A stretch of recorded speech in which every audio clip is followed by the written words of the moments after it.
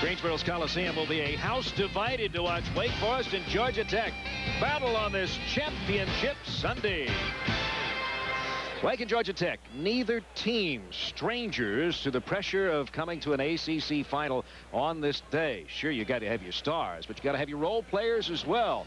Well, we've got our go-to guys on the broadcast side, Bob Rathman and Dan Bonner, standing by to tell us all about it. Okay, thanks, Paul. Good afternoon, everybody. Indeed, when you come to Championship Sunday, this is a day reserved for the stars, whether you're talking about a Charlie Scott who scores 40 against Duke in 1969, or as recently as last year with Randolph Childress for Wake Forest carrying the Deacons to the title. But as important as the stars in this game, the role of the supporting cast. Georgia Tech comes to the championship game having won 9 consecutive games, and center Eddie Alisma has done a great job for Bobby Cremins in that supporting role. Bob, the sky not only has the real bright stars, but all the other stars are there to make it just as pretty. And Eddie Alisma, over his last 9 games, he doesn't have to score a lot, but he's been a presence on the inside. He's effective, an effective rebounder, an effective shot blocker. One of the brightest stars, in addition to Alisma, has been Matt Harpring. Harpring, first team All-ACC in this tournament. Absolutely outstanding. His toughness lends a quality to Georgia Tech that goes right along with their ability to shoot and pass and makes them very dangerous. And for the Deacons in this tournament, they have gotten some happy surprises. Serendipity from the bench. Stephen Goolsby shot the ball very well during tournament play. Always a great thing for a coach when you can bring guys off the bench and they give you a boost, and Stephen Goolsby has certainly done that. From three-point range, he has been deadly. Now, another guy coming off the bench has been Jerry Braswell. He has scored effectively, shot the ball very well. His penetration to the basket gives Wake Forest a dimension that they need and they use. You know, a coach once told me that when you come in off the bench, you have to maintain or improve. And those guys have at least done that. Which star will shine the brightest? We'll find out in a couple of hours. PC. All right, guys, thanks. Georgia Tech, Wake Forest, both with 22 wins. The Jackets with 3 titles for Bobby Cremins. Dave Odom got his first last year. Who will take it home today? That is the question we hope to answer in the next couple of hours. We'll be back to talk to the commish and our primetime jams of the year.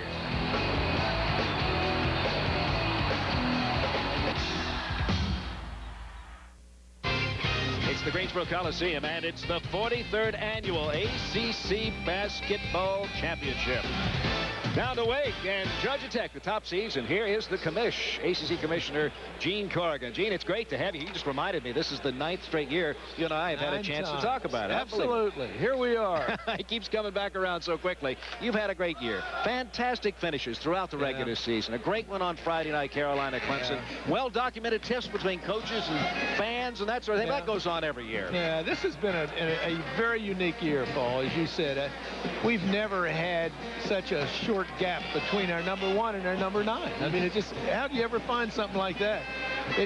What it means is that a lot of our teams don't have great records like they have in the past, but for competition, you can't beat it. And it looks very much on this not only Championship Sunday, but Selection Sunday. ACC could very well have 6 teams going. Well, I think we have a chance. Yeah, I think we really do. I would love to see Clemson get that opportunity. One of the things going against them is that they didn't, have at least a 500 record during the regular season. That's the only thing they have going against them.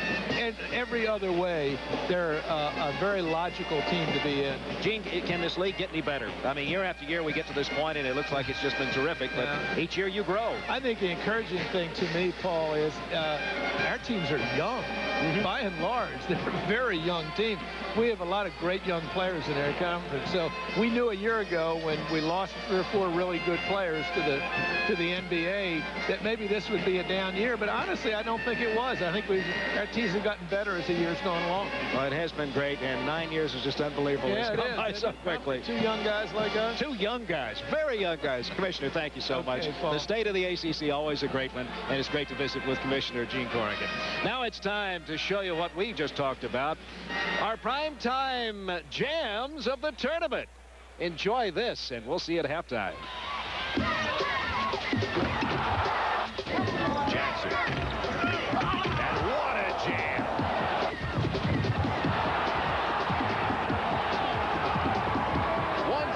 Braswell's shot as good as it was. Oh, what a way to end the half. McIntyre in the paint. And it looks like Carolina really trying to escape.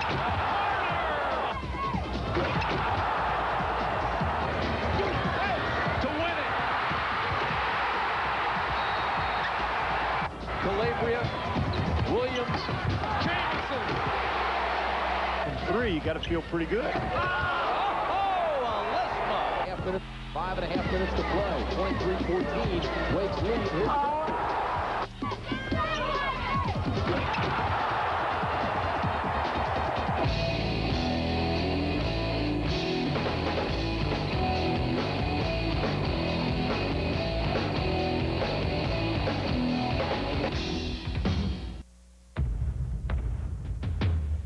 4 days ago, there were 9 teams dreaming of an Atlantic Coast Conference championship.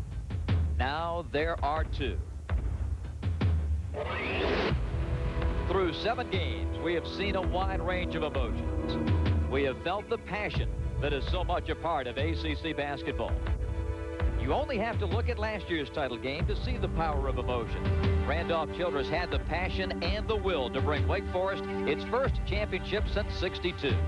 Rutland looking for Randolph, and Childress with 8, with 7. Childress the drive, free throw line, it's good! The running jumper in the lane with 4 seconds to play in the overtime. 82-80. Inbound play, Landry coming. Landry looking for the toss. Looking for the toss. Across the floor, Stackhouse the drive for 3. It's no good! The tip, no good! And the Deacons are ACC champions! The title is theirs! Today, Wake Forest tries to repeat as champions like they did 3 decades ago. And Bobby Cremens, who lost the title game as a player, tries to win his 4th as a coach. In order to claim the top prize, you need hard work, a little luck, and a whole lot of passion.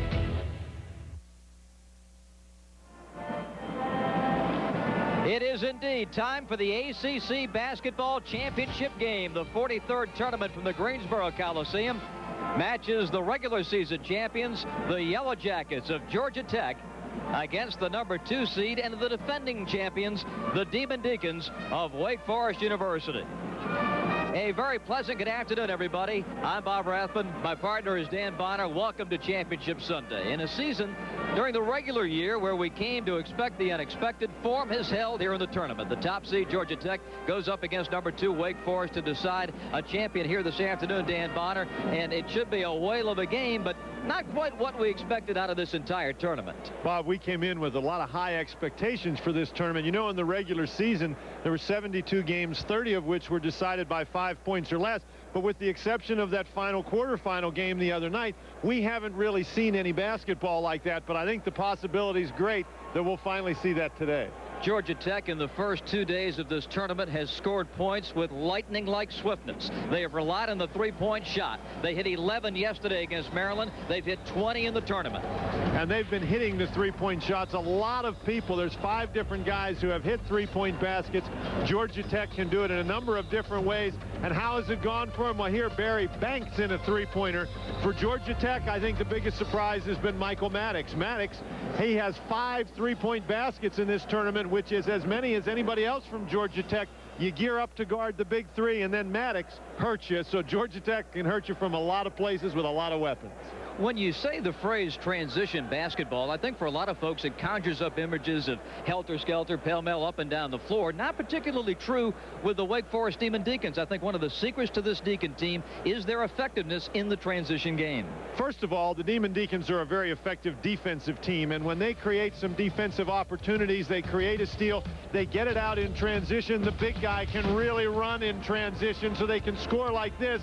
But in transition, your three-point shooters can get open, and Rusty LaRue is as dangerous as anyone from three-point range. In the transition game, his numbers against Georgia Tech would indicate that he likes to play against the Jackets. When we come back, we'll meet the starting lineups for today's championship game after these messages from your local ACC station. Georgia Tech reached the championship game this way. Stephon Marbury with the steal and the dunk to lead Georgia Tech to an 88-73 win over NC State. And then yesterday, Matt Harpring posting low, scoring 2 of his 24 as Georgia Tech beat Maryland 84-79. Wake Forest's first-round opponent, the Virginia Cavaliers. And Tim Duncan went to work inside in a 70-60 Deacon victory. And in the semifinals against Clemson, Tony Rutland hits this wide open three, and it was Wake Forest 68-60 over the Clemson Tigers to advance to the championship, and for Wake Forest for the second consecutive year. This seems to be a very even matchup, Dan, particularly when you look at the regular season results. Wake Forest was able to beat Tech by 3 in Winston-Salem. Georgia Tech held on to win by 1 in Atlanta. Bob, obviously it indicates that these teams know how to play against one another. Tim Duncan had 2 big games. Obviously he's going to be a handful to contain. That Georgia Tech three-point offense is difficult for anybody to defend, including the best defensive team in the conference. And Georgia Tech hoping the power of one will carry them to a championship, which would be their 4th in the ACC. The Wake Forest Demon Deacons in the championship game for the 10th time. They have won 3, and Dave Odom looking to put back-to-back trophies in the case back in Winston-Salem. Right now, let's take a look at our starting lineups for today's championship game. And for those, we go to public address announcer Larry Dunlap. Good afternoon, ladies and gentlemen. Welcome to Greensboro and the Greensboro Coliseum Complex for the Atlantic Coast Conference Basketball Championship. Today's championship game features the Demon Deacons of Wake Forest University and the Yellow Jackets of Georgia Tech. And now the starters for Wake Forest. At forward, a 6'10 junior from Valladolid, Spain, number 44, Ricky Peral. At forward, a 6'8 junior from Raleigh, North Carolina, number 40, Sean Allen. The Deac center, a 6'10 junior from St. Croix, the Virgin Islands, number 21, Tim Duncan. At guard, a 6'2 junior from Hampton, Virginia, number 30, Tony Rutland. At guard, a 6'2 senior from Oak Ridge, North Carolina, number 10, Rusty LaRue. Dave Odom is in his 7th year as the head coach of the Wake Forest Demon Deacons. And now the starters for the Yellow Jackets. At forward, a 6'7 sophomore from Dunwoody, Georgia, number 15, Matt Harpring.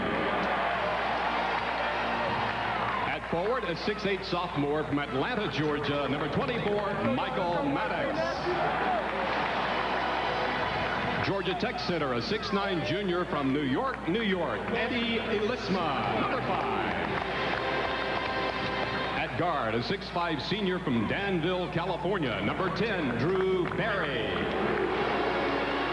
And at guard, a 6'2 freshman from Brooklyn, New York, number 3, Stephon Marbury. Bobby Crimmins is the head coach of Georgia Tech. The stage has been set for the Atlantic Coast Conference Men's Basketball Championship. The opening tip when we come back after this message from Bud Light.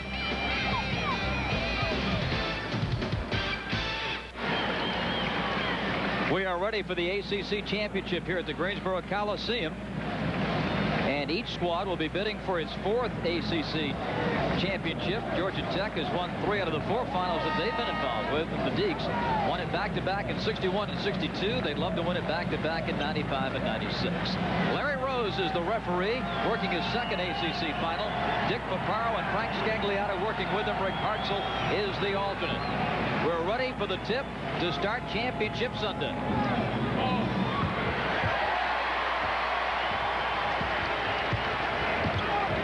Georgia Tech opens in the man-to-man. Deacons wearing black today. Up top for Tim Duncan to open the scoring. Beautiful feed. And you may as well establish that big guy early. Let everybody know he's there, just in case Georgia Tech needed any reminder. Deacs also in a man-to-man. And it's Eddie Elisma trying to answer back.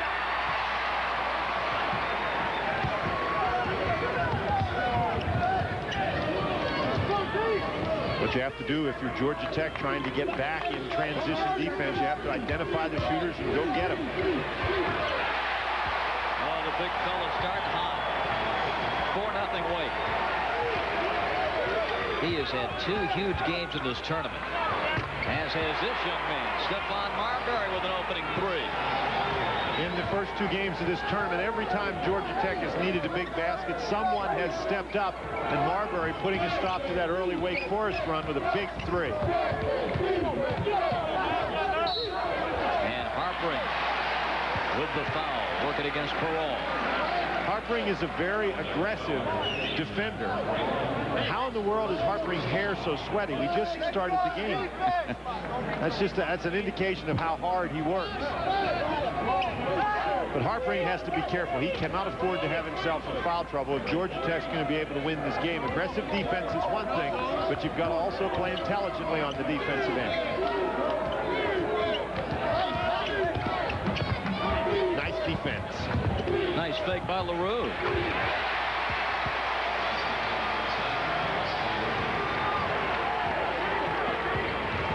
Marbury out to Berry. Olisma zips it to Harpering. Man, all the way to the bucket. Duncan got it. Not going to get all the way to the bucket against Duncan very often. Timmy with 8 blocks in the tournament coming into the game. Nice pass. Scored. And the foul on Maddox.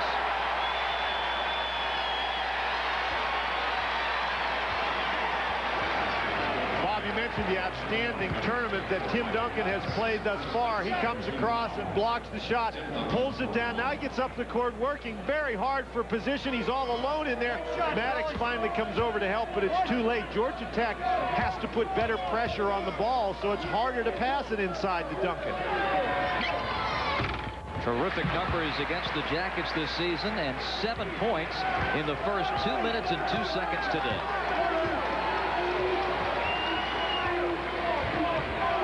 It's been too easy thus far for Wake Forest on the offensive end.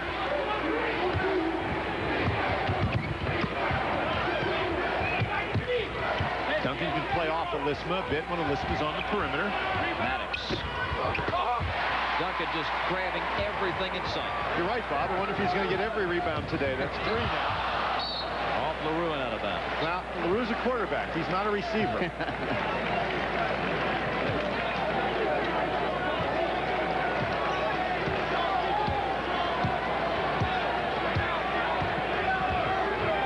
The 2 regular season games, keep in mind, in the 60s. Georgia Tech, of course, has played 2 games in the 80s in this tournament, so they're very comfortable with the quick pace. Berry missing the 3, and there's no, you don't even have to say it. Just when they miss, just be quiet, and everybody will know that Duncan has it. Tim had 19 rebounds against Clemson yesterday, 15 against Virginia on Friday. Squeezes this one inside to Sean Allen, working on Maddox, and Maddox blocks it. Allen gets it back. Undaunted, puts it up and in. Over the last 10 games or so of the season, Allen really began to give Wake Forest the kind of performance they needed inside to support Duncan, and it looks like he's ready to do it in this championship game. Tech needs a big basket. They call on Marbury. Not this time, however. The big fella playing a little point guard gets it out to Rutland. 3-point. Bob, that's the transition game we talked about. In transition, it's awfully hard to find those 3-point shooters, and Wake Forest among the best in the country. Number 3 nationally in 3-point shooting. And Maddox shut off by Allen, and a foul on Sean Allen.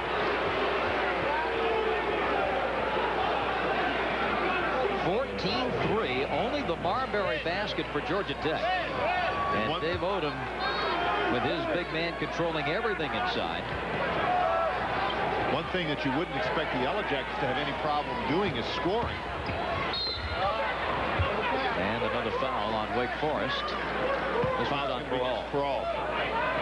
Ricky's first. And an official's timeout. So Wake Forest gets to the first mile marker in this championship game in great shape behind Tim Duncan, leading 14-3.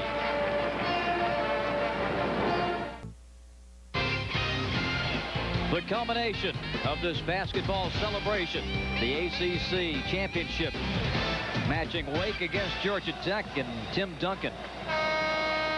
And we've only played 4 minutes, folks. 5 rebounds available on the Georgia Tech glass, and Duncan's gotten every one of them. Barry loads up. And Duncan tipped that one away. And it was last touched by Tech.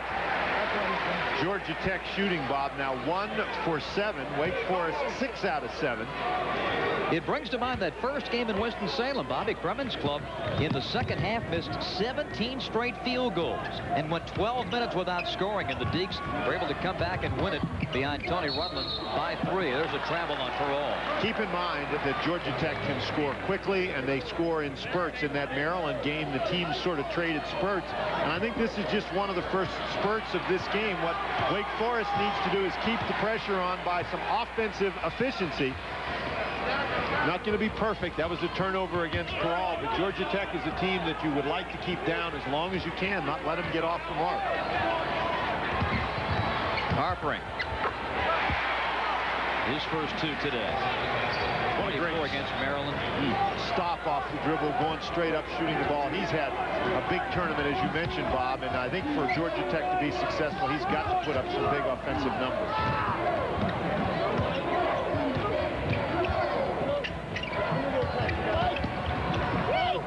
Rutland over Marbury. And Parole controls it.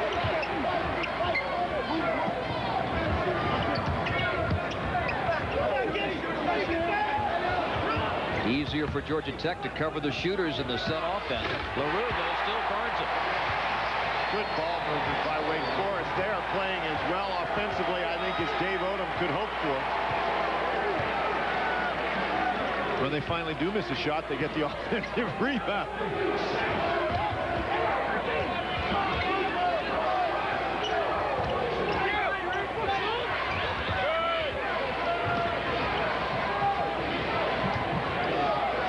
Shot clock hits 10.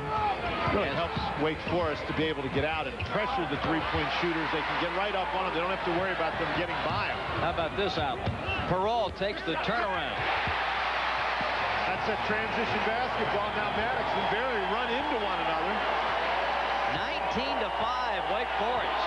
The Demon Deacons can pressure on the perimeter. They don't have to worry because if the perimeter guys go by, they have big number 21 back in the lane, and he is a formidable obstacle. Marbury, 3-point. All 6 of his points all on threes. 19-8. Bob, he's got a look of intensity in his eyes, and it appears that he's not going to let his team fall out of this game early.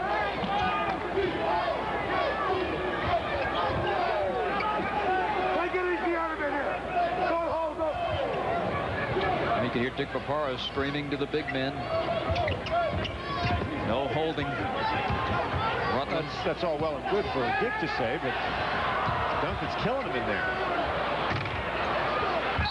And Allen fouling Harpering. That's a second foul on Sean. Tim Duncan, not only a great rebounder, but look how well he sees the court. That's a tremendous outlet pass. Parole didn't handle it cleanly, or he may have had a layup. And then Parole just takes his time, squares up, and buries it. This is a Demon Deacon team that can play very effectively in the half court, but they can really get up and down as well. You don't think of them as a transition squad, but they sure can be. Harpering missing. Duncan keeps it alive and finally grabs it. That is rebound number 7. And there's another great outlet pass. That was a bullet out to half court. If I'm not mistaken, the tournament record for rebounding is 21 by Shavlik. Duncan may get that by hand time the way things are going. It's 21-8, and he's got 9 points, too. The rate he's going, he's going to have a 40-40 game. Man.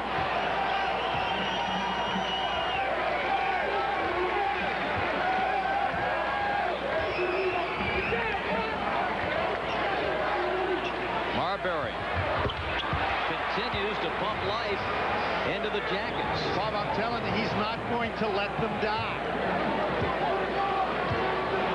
10-point Deacon advantage. Those are not short three-point shots either, Bob. And Rutland's right there to contest it.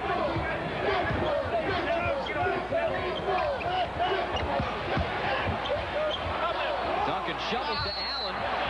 Foul on Listman. That's his first.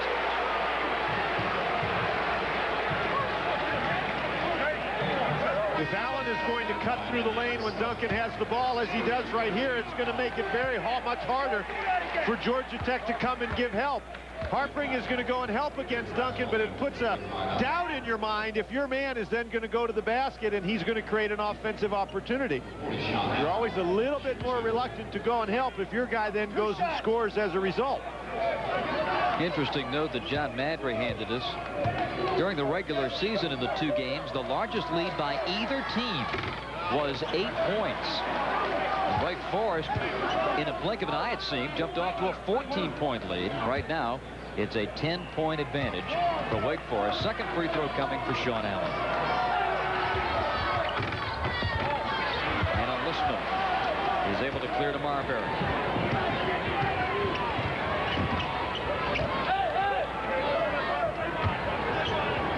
Drew Berry. Out to Matt Harpring. Matt lost the dribble but recovers. Harpring may be a little too quick out on the perimeter for Sean Allen.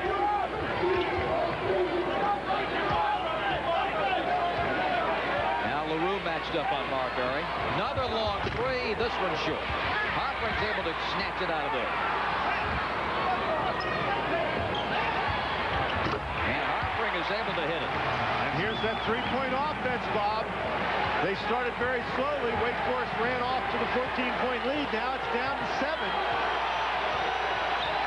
When you can score like Georgia Tech, you're never out of the game.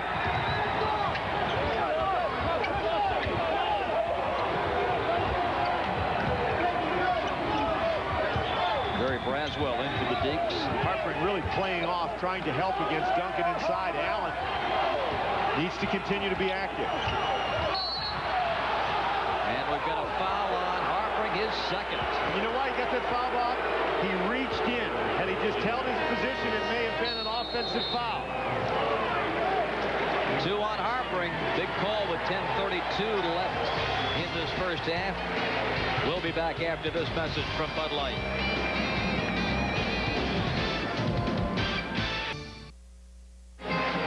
A 9-2 Georgia Tech run has closed the gap to 7, and it's the three-point offense. Matt Harpring always ready to shoot it once he catches it, and then Stephon Marbury. You've got to be so worried about his quickness to the basket. Watch how quickly he rises and shoots this three. A long three, and he buries it. Marbury, 3 of 5 from the field. The rest of the team, 2 for 10. Marbury and the three-pointers keeping Georgia Tech in it early.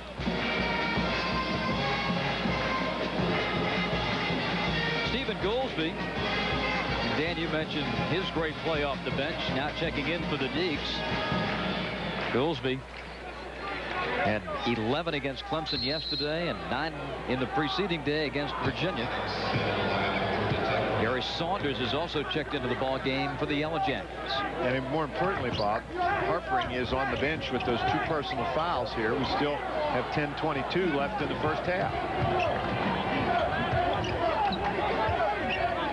Georgia Tech in the man-to-man. Wake Forest set has things cleared out inside for Duncan, but he shuffled his feet. Which is fine on the dance floor, but not when you got the ball in your hands. Well, it's okay when you have the ball in your hands, provided that you're dribbling. Yeah. 21-14 Wake.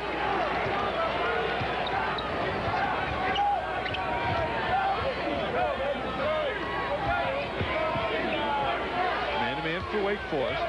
With this lineup in the game, you've really got to pay a lot of attention to Berry and Marbury. And Lisman is going to pick up the foul coming over the back of Duncan. It'll be his second. The shots that Marbury has missed have basically been on the inside as he's taking it to the basket. He does an excellent job moving without the basketball. Rutland rushed off a screen right there, but he knows Duncan's around, and so he flips it up, tries to get it higher on the board to get it over Duncan, and as a result, he misses the shot. And Lisman now picks up his second personal foul. Perrault lobs it in. Duncan zips it out. Rutland buries the 3. Now Marbury has had good pressure on him most of the game, but with Duncan on the ball, with the ball inside, Marbury took a step toward the interior, and Duncan can really pass it. 24-14 Deeks.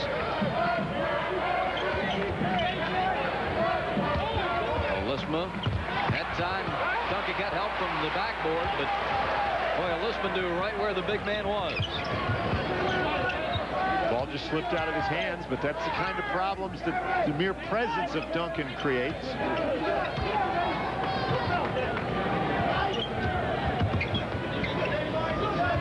Duncan nails that pivot foot to the floor. Tries to dribble inside. That won't work. Maddox, for all, they fight for it. And the arrow gives it over to Georgia Tech. With Lisma with 2 personal fouls, Maddox now trying to match up against Duncan. And that's one of the ways that you can do it. Grab him, push him, and there you see Marbury cheating into the lane. Cheats a little too far. Duncan whips that pass over there, and Rutland doesn't take any time at all to get it off. I continue to marvel at the passing abilities of Tim Duncan. It's one of the parts of his game, Bob, that has really improved. And Maddox is able to score over Tim. That is a tough shot inside by Maddox. That's a place, if Georgia Tech can get some offense, they desperately need it. With everybody out covering the three-point shooters, if you can score inside, you can loosen the defense up a bit. Braswell able to protect it away from Barry. Braswell, another one of those guys who's played very well off the bench.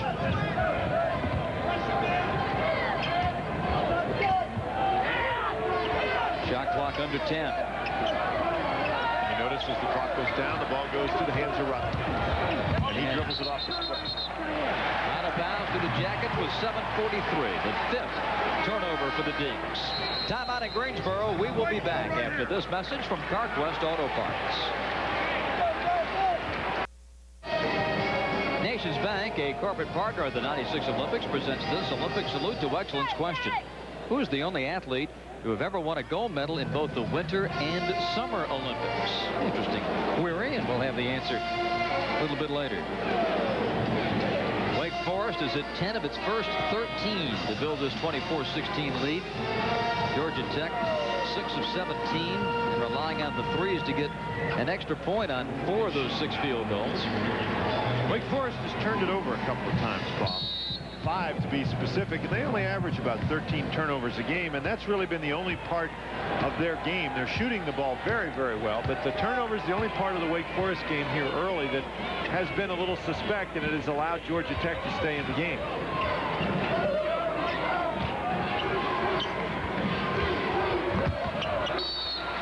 And it's out of bounds to Wake Forest. Rusty LaRue coming back into the ball game now for the Deeks. And it's going to be Braswell to go out. 7:24 remaining in the first half. Speaking of the Deacons shooting, Dan, against Virginia, 44% from the floor yesterday. Against the Clemson Tigers, 43%. So the Deacons really cranked it up a notch today for the championship game. Bob, they've had a couple of more transition opportunities today, and I just think that that's very, very important. Is now Maddox. We showed you a replay before where he had his arms wrapped around Duncan. He did it that time. Now Maddox has 2 fouls, so the foul problems for Bobby Cremins starting to add up. Trying to find Duncan there. He wraps his arm around him. Duncan gives him a little shove. Now he wraps his arm around him again. Now he's grabbing him. Now he wraps his arms around him again. Tough to guard that guy. Rusty LaRue. He has been a thorn in the side of Georgia Tech throughout his career at Wake Forest. He had 19 in Atlanta earlier this year, and just by a split second missed winning the game on that last shot against the Yellow Jackets. Here's Maddox. Outside Harpering. That's a 3. His second three-pointer of the game. Georgia Tech really needs to turn up the pressure on defense. Wake Forest having too easy a time running their offense.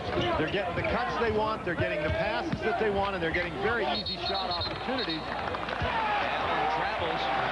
That's good defense by Harpering. A good idea by Wake Forest to attack Harpering, though, because he's got 2 personal fouls, although that is the 6th Wake Forest turnover. 26-19. The Wake lead stands at 7. The biggest lead, 14. And that's a charge on Marbury.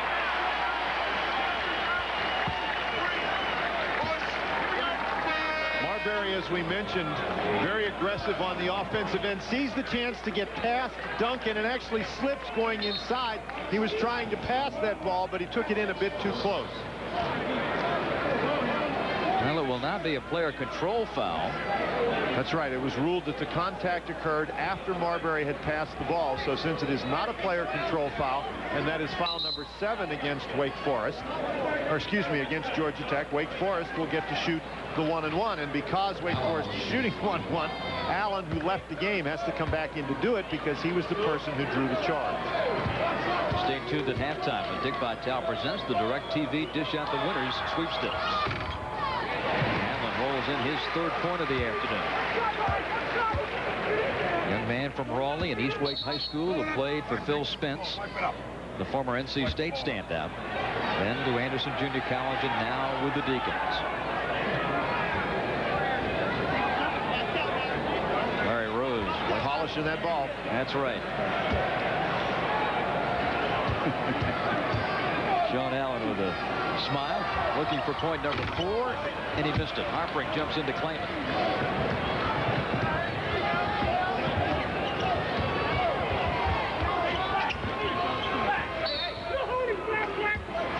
Foul on Goolsby. You know, Bob, for as well as Wake Forest has played offensively in this game, a Georgia Tech score right here, a 2-point basket, would cut the lead to 6. So this Georgia Tech team, with their 3-point offense, has stayed within striking distance. The dish and the bank for Marbury. He's got 11. Great feed. And we've got a 6-point game. The Wake Forest faithful making some noise, as well as those representing Georgia Tech.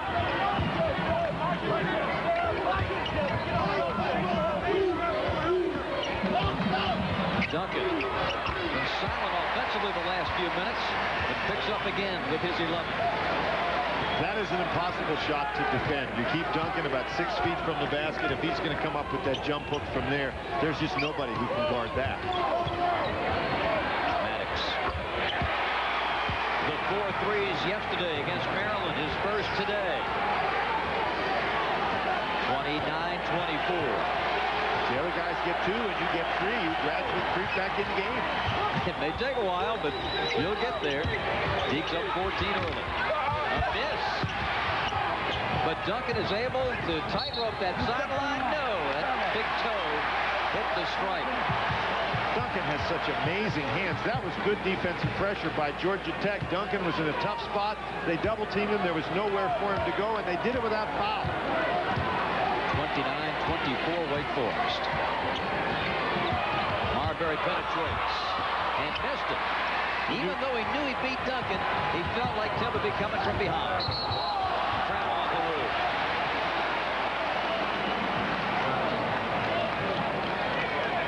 Rusty sort of caught that ball in between steps, and he was trying to get his feet stopped.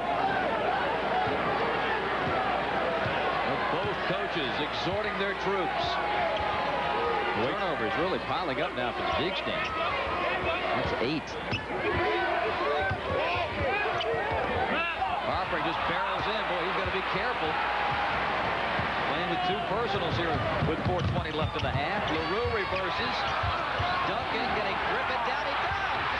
Tips on his own miss. He got that with one hand. Just ripped it away from Barry. My.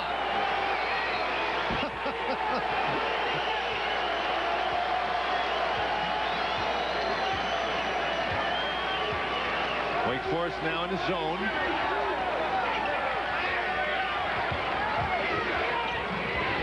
Marbury for 3. Too long. Saunders has it. Nowhere to go inside. Saunders takes the outside shot and misses it. 11 rebounds for Tim Duncan and 13 points. He's still got more than 3 minutes to go in the first half.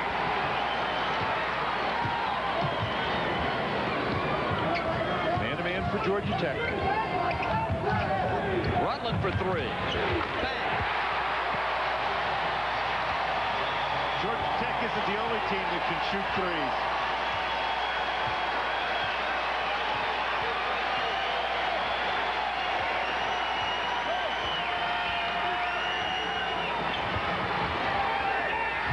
Berry to Harpring. Long three from Berry. Guess who? That wasn't a very good possession for Georgia Tech. In too much of a hurry. Rutland's feeling it, huh? 4 3-pointers for the Hampton, Virginia sophomore, and Bobby Cremon draws the 22nd timeout to talk about it. Georgia Tech was down 14, whittled it back to 5, but Rutland and Duncan have spurted the Deacs up 13. Bobby Cremons calls a timeout. He wants to talk about it, but he wants his players to do something about it.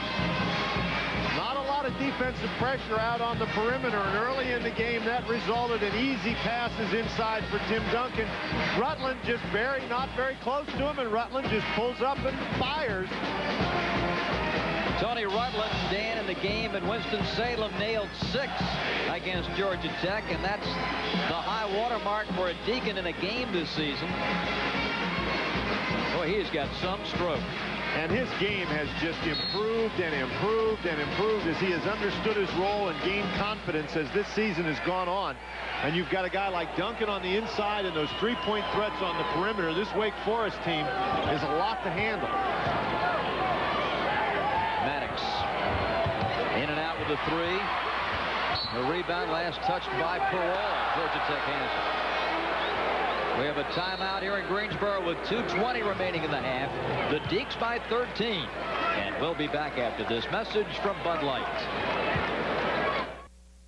An 8-0 Wake Forest run has the Deacons back up by 13, and Tim Duncan, having an outstanding first half, rips this rebound away from Maddox, and Berry goes up, misses the shot, but with great hands tips it in. Bob Duncan, 6 of 8 from the field, 13 points, 12 rebounds. Tim Duncan's father on the left, his sister on the right. They are certainly enjoying the performance by Tim Duncan.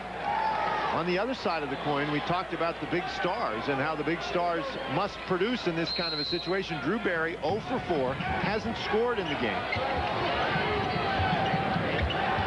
They can't afford, Georgia Tech, to go without a contribution from Drew offensively. Harpring.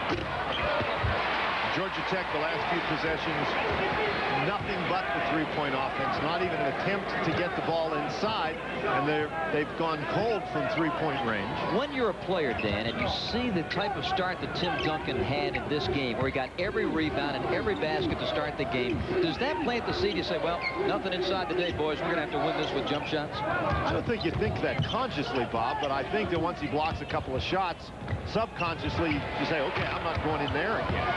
Duncan, what a play!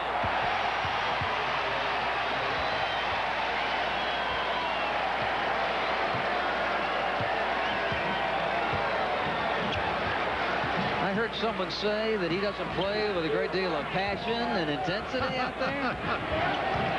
Are you kidding me? Marbury blocked by Perall. Boy, the Deacs are coming in waves now.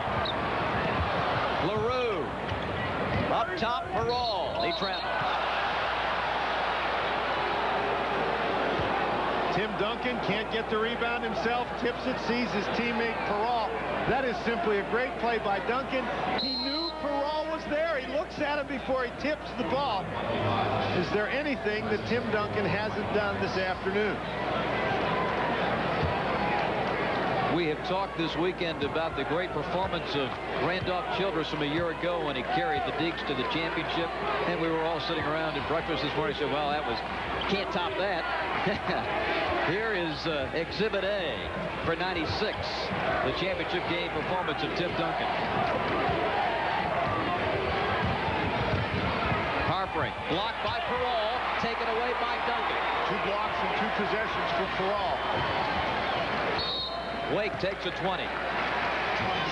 Rutland just wanted to keep playing, fire up another 3. Rutland thinks Dave Odom's overcoaching at the moment. Our Nation's Bank Olympic Salute to Excellence question. Who is the only athlete to win gold at Winter and Summer Olympics? American Eddie Egan in boxing in 1920, in bobsled in 1932.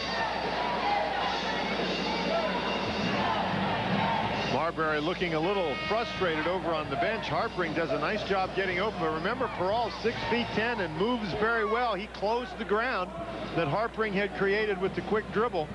Just got a fingertip on the ball. Tim Duncan's first half, 13 points, 15 rebounds. And I trust our statistician, Mr. Madry, implicitly. He says he's missed 2 shots, but I can't recall. 6 of 8 from the floor is Duncan. He also has 2 blocked shots.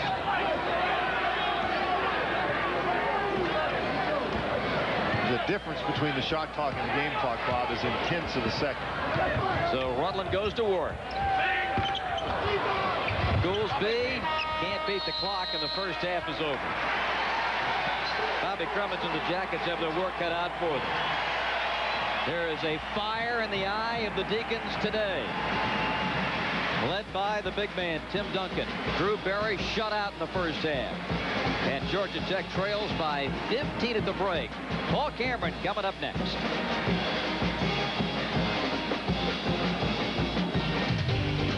ACC basketball is brought to you by Nationwide Insurance, by Continental Airlines, by Pizza Hut,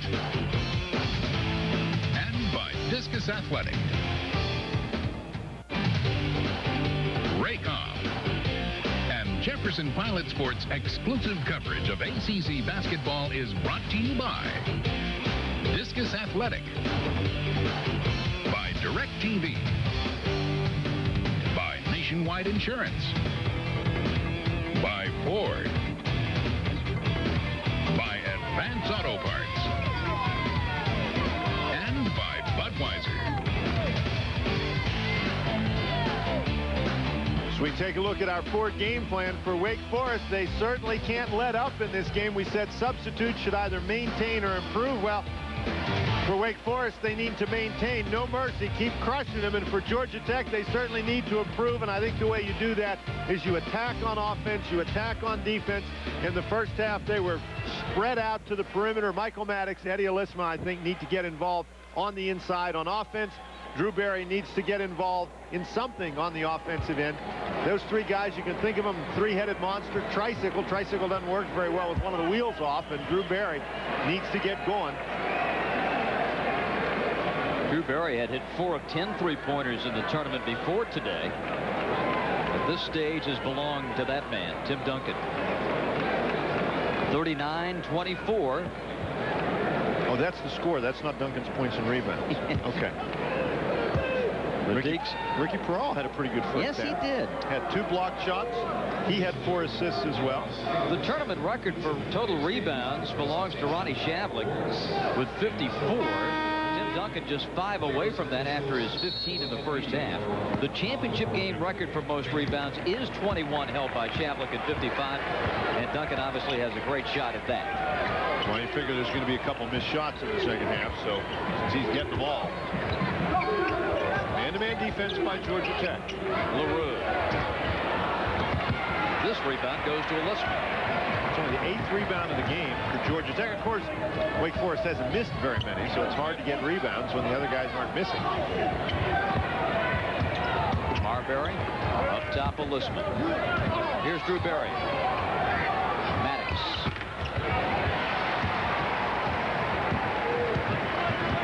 Barry only had 2 assists in the first half as well, Bob, so Georgia Tech's offense struggling all the way around, and I think they need to make a run here early in the second half just to establish themselves. Put maybe a seed of doubt in the mind of the Demon Deacons.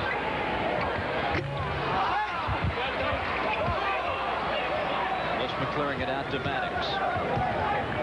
Wake Forest doing a good job getting back on defense. Georgia Tech hasn't really been able to get the transition game in high gear. Maddox rolls it up and in. Duncan actually was looking away that time. He turned his head just for a moment, just at the point that Maddox made the move to the basket.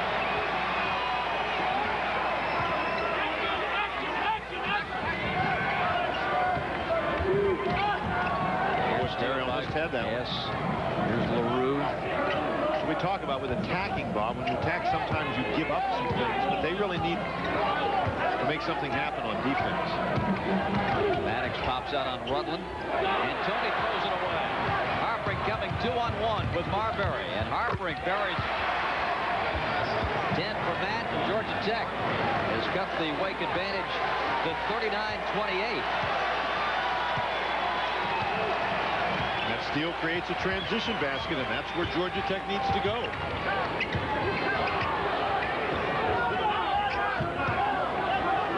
You look sometimes for shifts in momentum and what would cause a particular change in a game. Sometimes it's halftime.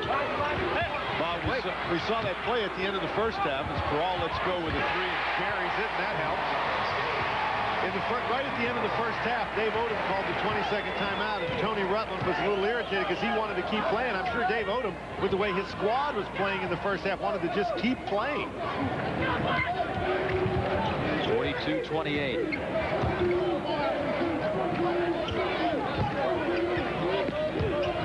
Harpring barrels in. Duncan's there. I don't know whether he got his hand on it or not, but he certainly bothered Harpring.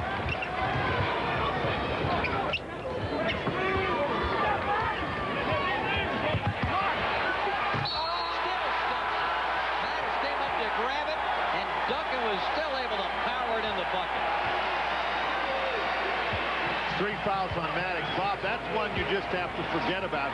If Tim Duncan is trying to windmill this baby with one hand, good screen by Peral, you may have a shot, but he's going to take it up and down, go down with 2 hands.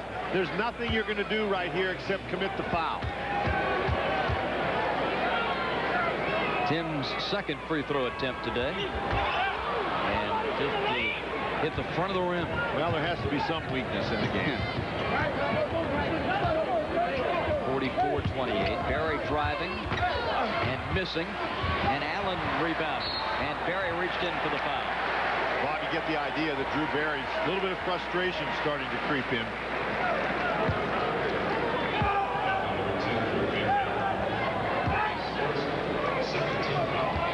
Keep in mind that Bobby Kremlin's squad coming in here has won 9 games in a row and been very impressive doing it.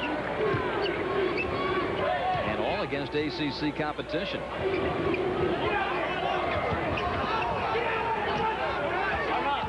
Saw the latest RPI report this morning that included games of last night. Georgia Tech with the toughest schedule in the country. Allen able to recover. Nope. Barry takes it away. Up to Marbury and on Peral. Score it. Count it. And a foul.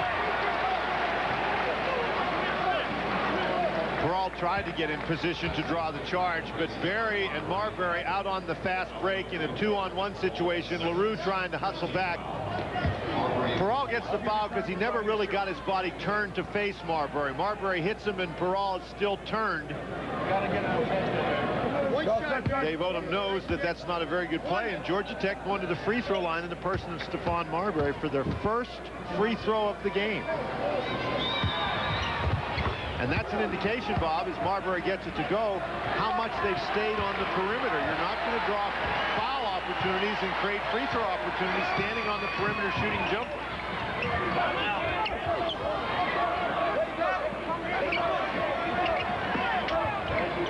Rutland will take it.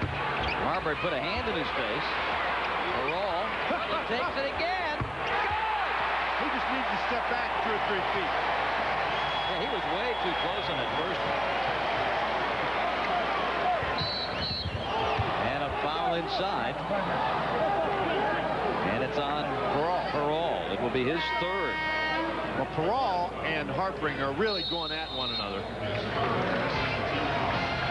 Tim Duncan with the big dunk, and the Deacons with a big lead, up 16.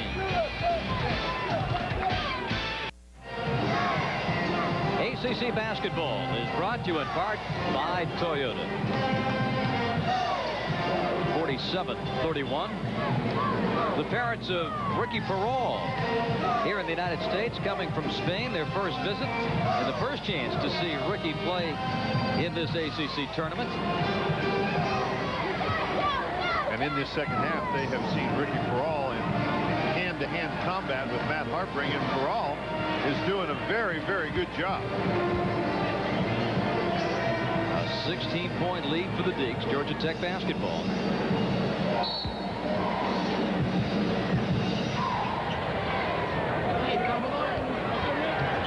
Saunders, Berry, Harpering, Marbury, and Elisma out there for the Jackets.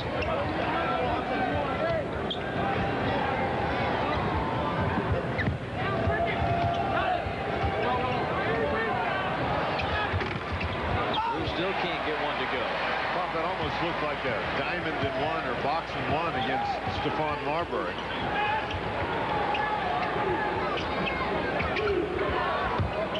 Duncan looking for that lob pass inside.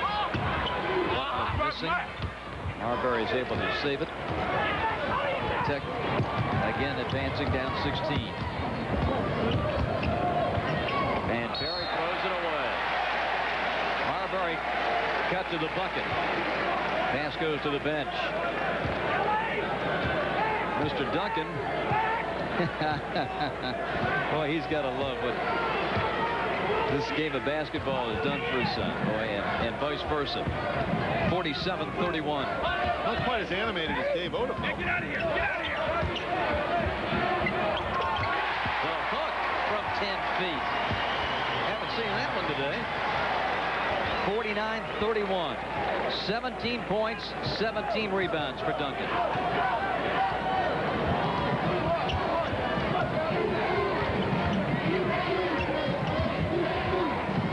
And a steal.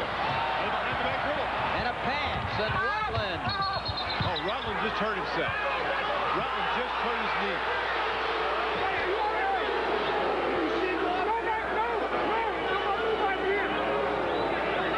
You can hear Rutland holler, and that might be a cramp. But you could hear him cry out in pain even before the play got to the basket. Braswell will come in to take his place. This looks like what it might be is a cramp. Now remember, this is the third game in 3 days. We forget sometime at the rate that these kids perform, this is a tough thing physically. You can see there's no contact there, anything else. He cries out in pain and goes down, and he grabs.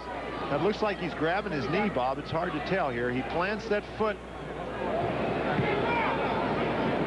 You can see on that replay very clearly he's shouting out before Harpering even gets there. There was no contact at all. Tony going to the locker room, having scored 15, and you'll be able to hear it, I believe, as Rutland comes at you. And you could hear him holler out. You're exactly right, Dan. Right before Harpering got there. 49-31. And that's got to be a matter of great concern. Berry won't go, and Duncan's got another one. Later today, both these teams will find out where they're headed in the NCAA, and you want to have everybody healthy. Braswell.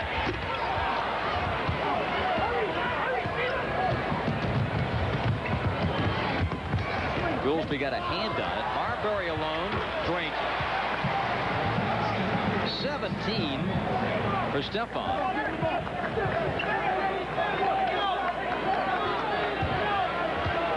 Bob Berry still hasn't scored. His lowest point total of the year is 3. And with Berry not scoring, that's a very bad sign for Georgia Tech in Georgia Tech in those games where Berry has scored well. The Yellow Jackets win, but if he scores poorly, Duncan stepped out of bounds. If he does not score well, then Georgia Tech loses. In fact, only 3 players have scored for Georgia Tech today. The Deacs have turned it over 13 times. Only Harpering, Maddox, and Marbury have scored today for Georgia Tech. The Deacs 13 turnovers now. Elisma, and it goes. So Eddie joins the ranks in the scoring column.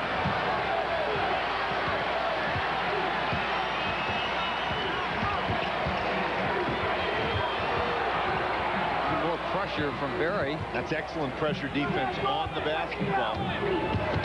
Goolsby baseline, back to Duncan. Parole. Big 3. 2 big threes for Parole here in the second half.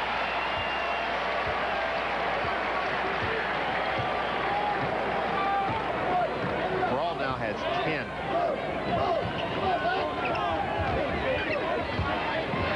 trying to get the fourth on Ricky. Nice turnaround. Georgia Tech offense, Bob, looks like it's a little more in sync out there at the moment, but unfortunately they're so far behind they can't afford to be trading baskets. Going to have to make some plays on the defensive end. Braswell. And Alisma blocked it. Duncan gets it back and banks it in. Duncan just looking for more rebounds.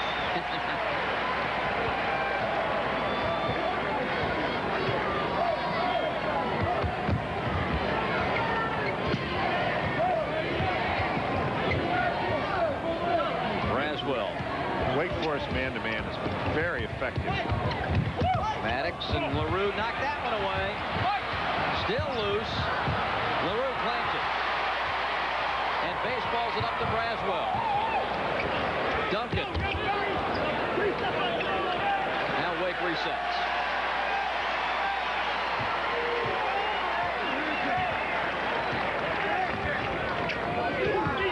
And this one behind Goolsby, out of bounds to the Yellow Jackets. Dave Odom giving some instructions over there on the sideline.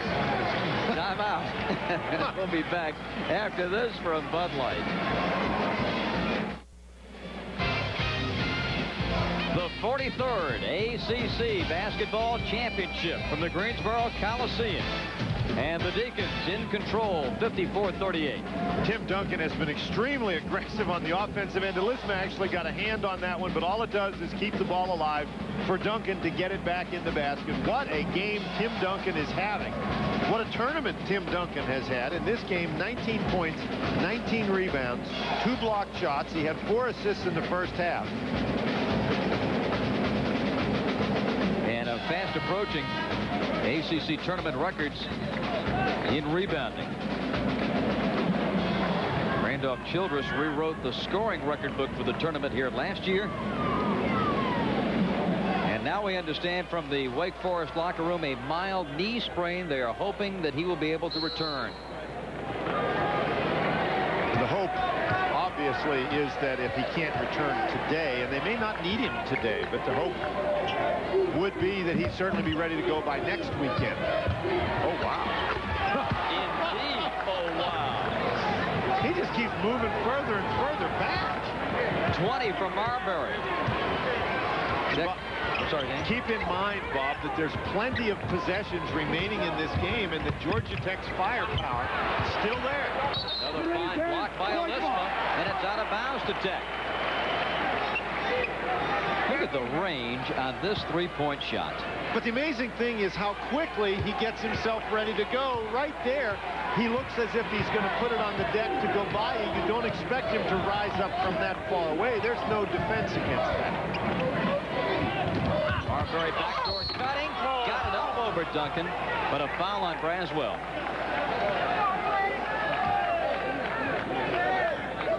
Marbury makes the great cut. What quickness to get started, but he knows Duncan's there, and Marbury has not had any luck getting it over Duncan and in the basket.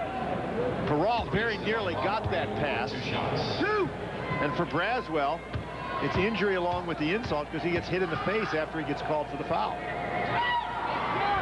Stefan's 21st. The announcers for this game, selected and compensated by Raycom and Jefferson Pilot Sports, and the use of this broadcast without their express permission is prohibited. Barry walking back to the scorer's table. He'll check in at this point.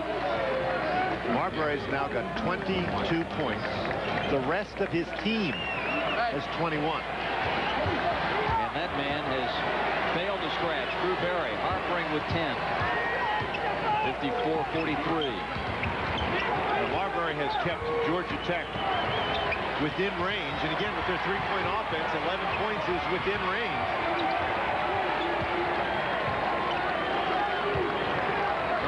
You see in the corner there, coming back to the Wake Forest bench. Down the lane, Braswell. Great look from Duncan. Hard bounce, Saunders up and in. That's the Georgia Tech transition game. Rutland's got a knee brace on, Bob. And putting on his robe warm-up jersey on the Wake bench. 56-45.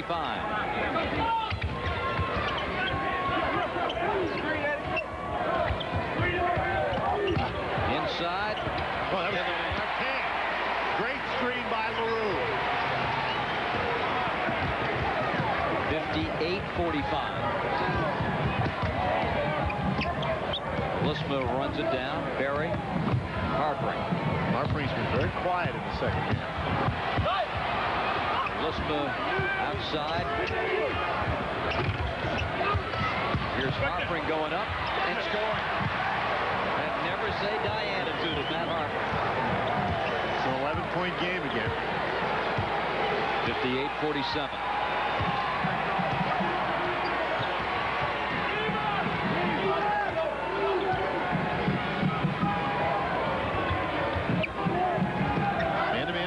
Georgia Tech. Near steal by Saunders. Now he gets it. Marbury comes up with a chance to cut it into single digits. Barry, yes. The ice has been broken. And it's an 8-point game, Bob. And still 8:10 to play. Timeout for the Deeks. Bobby Cremens watching his Yellow Jackets come back to life with 8:08 to play. It's an 8-point ball game. Deacons 58-50. Let's take a look at our smart play, and it comes from yesterday's Maryland-Georgia Tech game. Stephon Marbury for the Georgia Tech Yellow Jackets coming up with the steal and hoop here. You see Maryland rebounds, and watch Marbury pick it off and lay it in. And that helped put Tech in the title game. He's got some more up his sleeve, I'm sure, in the final 8:08. There's that brace you mentioned, Dan, on the right knee of Tony Rutland. Well, we've talked about the tremendous performance that Tim Duncan has had this afternoon, but Stephon Marbury has kept his team within range. Now, if Drew Barry can get hot, Georgia Tech still has a shot. It really changes the tone of the Wake Forest offense without Rutland. Maddox with his 4th foul.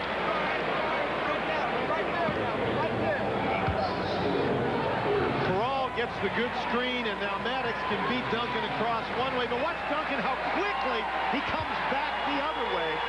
And again, that's a product of the guards finding Duncan as soon as he's open. If that pass is just delayed a second, then Maddox has a chance to recover. And Rutland coming back in the game. Dave Odom knows how important it is at this stage of the game to have his point guard, even a gimpy-legged point guard, in the game. 22 for Duncan.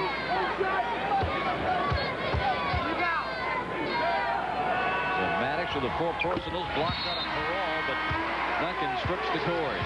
60-50. And a timeout in Greensboro. 7:53 remaining in the championship game.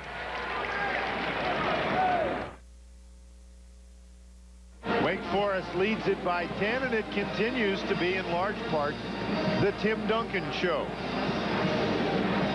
Stephon Marbury, however, keeping his own Yellow Jackets in the game, getting it to Barry. That was Barry's first 3 of the game. Tim Duncan draws a lot of attention, and as a result, Braswell's open. Duncan, who's done everything else, also has a couple of assists today. Duncan off the screen, great position inside with the left hand. What a ball game. The numbers, and you can add to that line 2 blocked shots today. Sensational. But yet, the Yellow Jackets are within range. Barry hit a 3 a moment ago, and that may be a sign of things to come. Jackets warming up to the task at hand. 9 out of their last 10. And Barry faking, firing, and missing. And the rebound out of bounds. Last touch by Gouldsby. Bob, that's an indication of how far in the hole Georgia Tech got themselves, that they've made 9 of their last 10, and they're still behind by 10 points. Wake trying to get set up defensively here. As the ball was played in, Gouldsby and Braswell were pointing at one another as to which way the matchups would go. Corral draws Harpering. Maddox. Now Marbury driving in, and Caldwell fouled him. Just before we went to the timeout, Tony Rutland re-entered the game, but Rutland's not out there now. And if you look over at the Wake Forest bench, they're working on Rutland's knee over on the bench. Now, this is an extremely important game. You want to win the ACC championship, no question about it, but you've got to make sure that Rutland is ready for next week, so you don't want to have him aggravate that injury now. And he's putting on his warm-ups again. We may not see him for the rest of the game.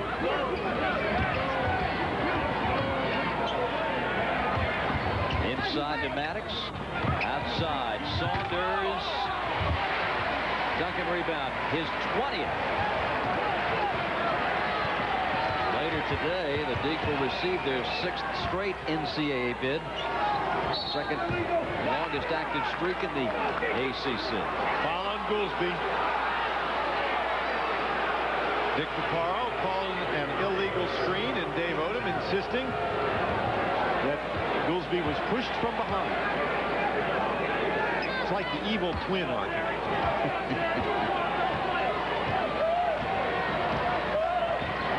Georgia Tech would love to add to that total of 19 here, and Marbury a little long this time. Rebound and out of bounds is Goolsby. Goolsby with the laugh. He went way up for that rebound. The first thing he did on his way down before he even got to the ground was look at his feet, and he could see he was going to land right on the O there in Coliseum. A mix-up for the Deacs left Marbury alone. Well, those last 2 3-pointers that Marbury has attempted have not been works of art. That hit the board rather than the rim, so the shot clock's still ticking. Nice feed. And the bucket goes. Saunders tips it in. Gary's second bucket. He's got 4.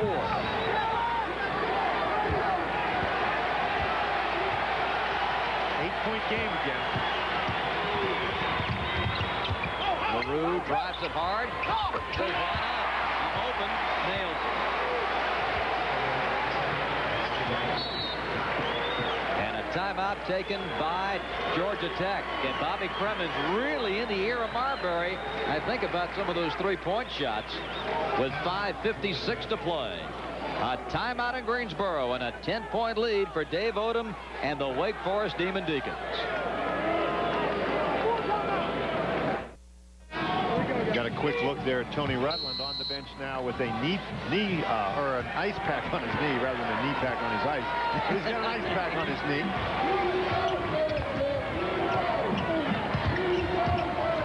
And with 5:45 to play, the possession's becoming critical for Georgia Tech. Barry, long with the 3. Goolsby got tangled up with Marbury, and now a foul on Parole. That would be his 4th.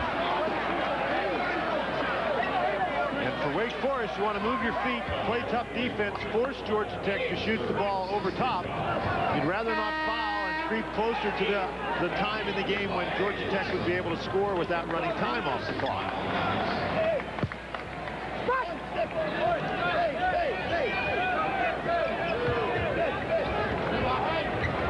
Harpering.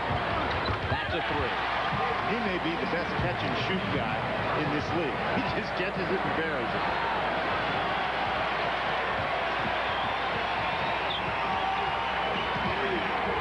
.55. Good pressure.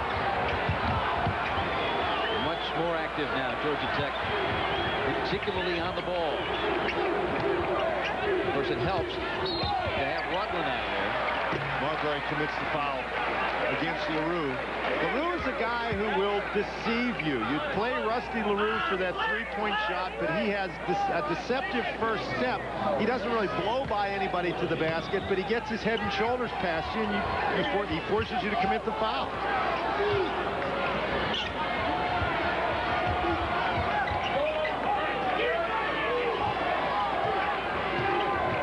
Under 5 minutes remaining.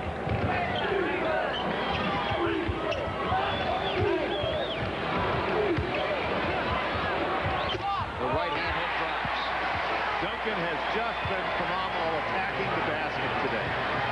Barry leaves it for Saunders. The runner is good.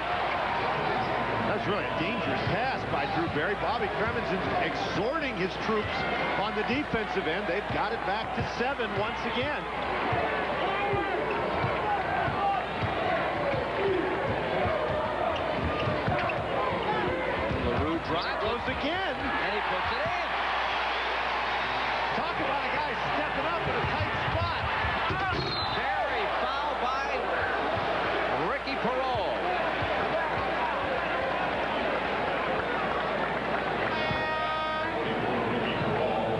Duncan gives the bump, creates a little bit of space. Elisma not tall enough or strong enough to keep him out of there. Bobby Kremen's reaction, he knows that there is no defense against that.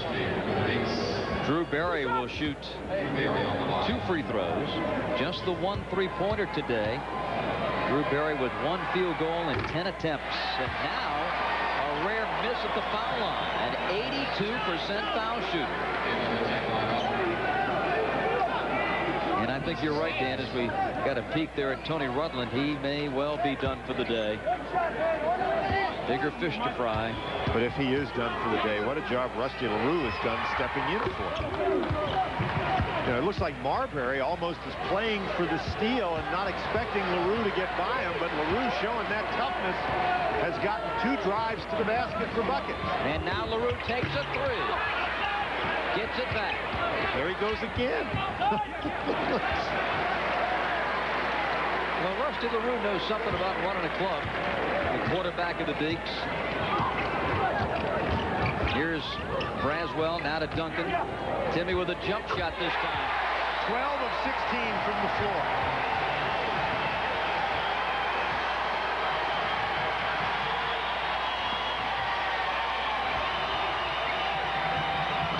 Well, Harper just beat Perrault and got a great pass.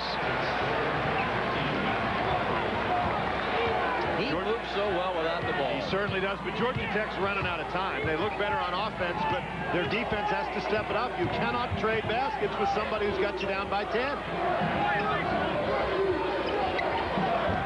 I would say if Duncan gets his hands on the ball, just don't let him shoot it. Foul him. Put him on the line. Braswell driving. That's no good. Rebound, LaRue saves it. Gets it to Allen. Safety valve, Perrault, and Wake resets.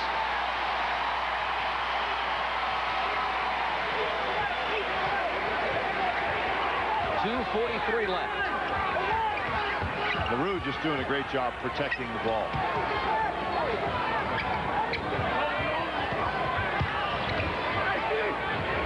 Duncan shut off that time. Shot clock at 7. LaRue faking, firing. Hit it! And that's the 3!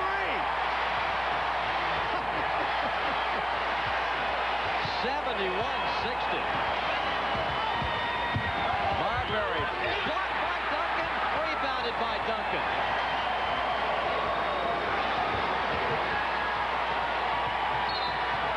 And a foul on Tech. 21 boards for Duncan. 3 blocks, the 21 rebounds, tying the ACC championship game record for most rebounds. LaRue with the friendly bounce, and the Deeks lead by 11. Now this from the ACC.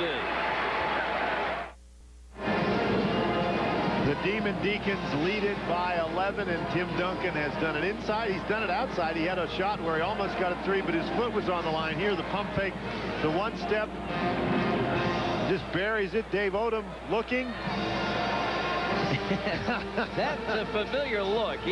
When Randolph was hitting off those baskets last year against the Tar Heels, they've had that same applause and look at us. Right, but Dave, you know, there's that little moment, and it's only just a fraction of a moment of elation. Then he turns around and he's right back to business.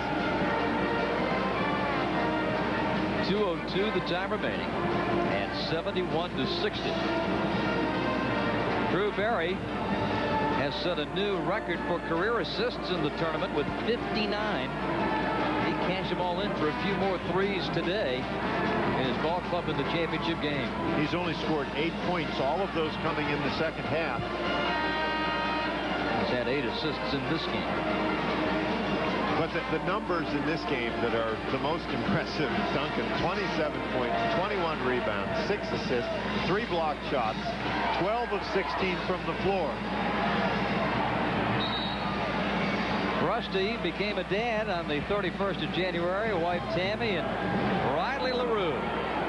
He's really into this game, isn't he? 71-60. Rusty LaRue has scored 7 points in the last couple of minutes here. And he has prevented Georgia Tech from getting the ball.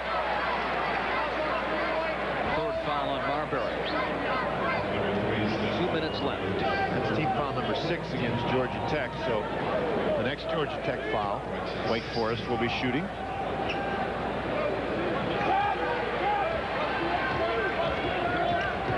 Marbury going for that poke away. LaRue protects it. Now Barry steps in front of Allen, and Sean pushed off to try to get the ball back. His third. Dave Odom is going to call Sean Allen over and tell him the last thing we want to do here at the moment is foul. Georgia Tech will be shooting 1-1. There's Drew Barry at the line. 4 fouls now, they tell us, on Sean Allen.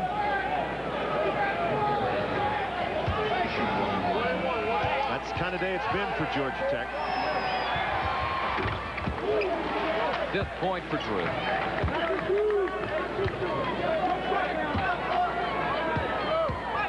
With his 8 assists today, Barry becomes the all-time Georgia Tech assist leader, surpassing Travis Best. Harpring got it. Georgia Tech wants to take a timeout. Harpring for the 5th straight game with 20 or more points, and it pulls Bobby Cremins and company within 8. Tech takes its second half 22nd timeout. 71-63. Harpring just has a knack moving without the ball. He's open in the corner. Look how fast he catches that ball and squeezes it off. And now it's an 8-point game once again. Dan, I wanted to ask you about, you mentioned Harpring's ability to catch it and shoot it, but Tech's guards really give him the ball in a great spot. He doesn't have to go reaching for it. Bob, we've been talking the entire game about what a nice job the Wake Forest perimeter guys have done getting the ball to Duncan in scoring position. And for a shooter, you're absolutely right. It's essential that, I mean, if he's got to catch the ball down around his ankles, he's not going to be able to catch and shoot. So where the pass is thrown is extremely important. Again, we'll remind you, Rutland out of the ball game with that knee injury. And Tech thrown up the pressure. Marbury can't get the trap, but they throw it away. Tech down 8. Barry fumbled it, lost it. Marbury's got it. Finds Maddox in the corner. Good. Timeout Jackets. They've cut it to 5. The second three-pointer for Mike Maddox today. And Georgia Tech capitalizing on the Wake Forest miscue. Drew Barry is very fortunate here that he doesn't lose the ball. Makes a good decision to not try to dribble it again. You've got Harpring on one side ready to squeeze it off. Maddox on the other. That's Maddox's 7th three-point basket of the tournament. Marbury doing a nice job penetrating, drawing the defense, finding the open guy. Tim Duncan running at you, but Maddox, not intimidated, buries it. Each club has claimed 3 ACC championships.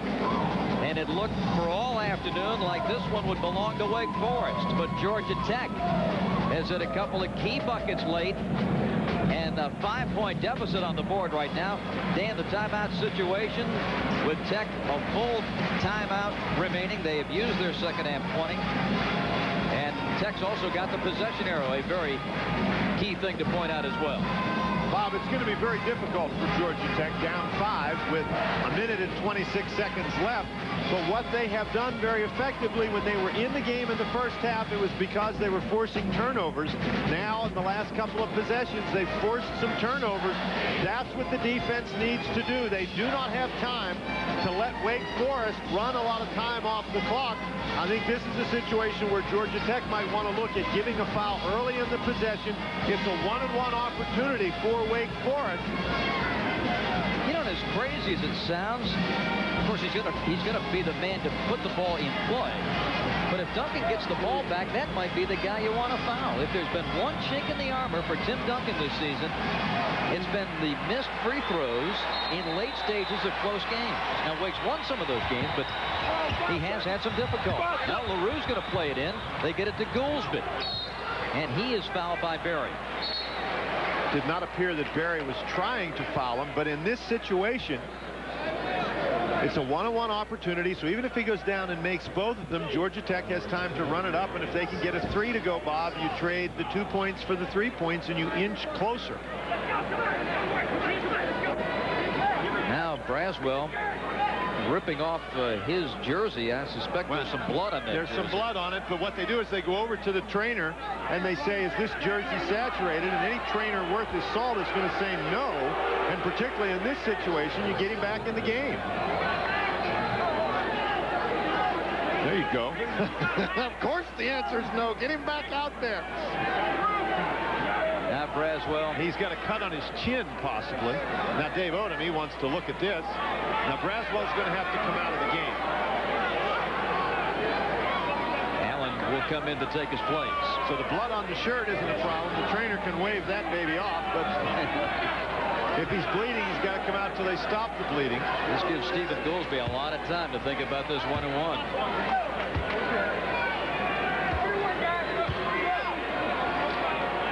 First time at the line today. And Goolsby misses the front end. Up ahead to Drew Barry. Barry's going to take it all the way to the bucket. The foul before the shot on LaRue.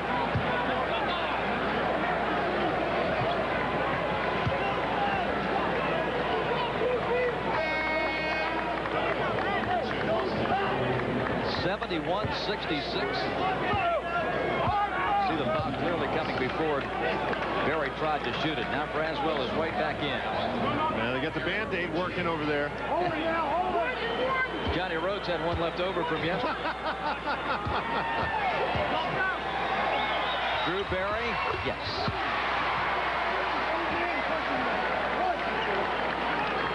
Hasn't scored effectively, but has 9 assists and 3 steals. No good. Duncan the board.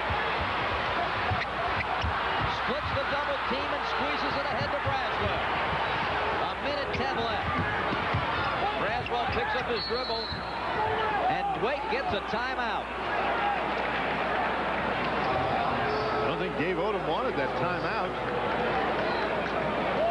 Frank Scagliotta turned and pointed to the table and said, timeout, Wake. And Dave said, who called that one? Well, it's one of the kids on the court. They saw that Braswell was trapped, and they didn't think he could get out of it, and somebody called timeout. 71-67. 1:05 remaining. One of the great finishes a year ago as the Deeks and Tar Heels went to overtime. And a good spot here just to go back in our memory banks to the title game on this floor a year ago. The tournament belonged to Randolph Childress. He wanted some defensive pressure. Didn't matter. He'd hit 50 if he needed to. Stackhouse tried to tie it and did.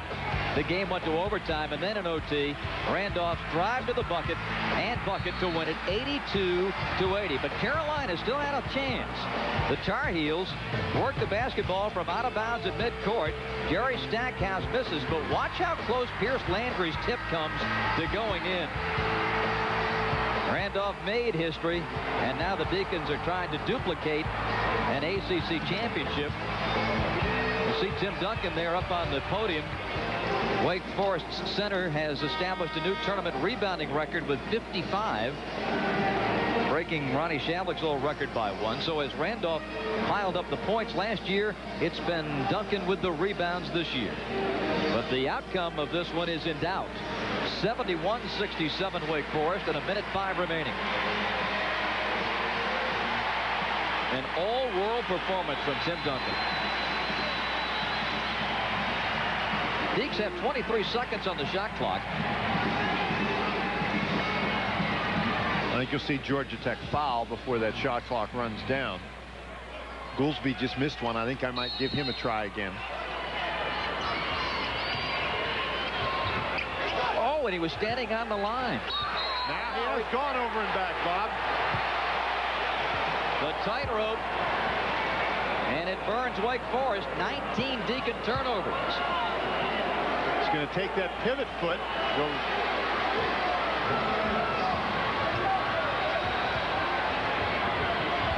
Now Barry driving in. Back out. Maddox for 3. Good! 1-point ball game. got time to play tough D. You don't need to foul here. In the middle to Braswell, and Maddox got it.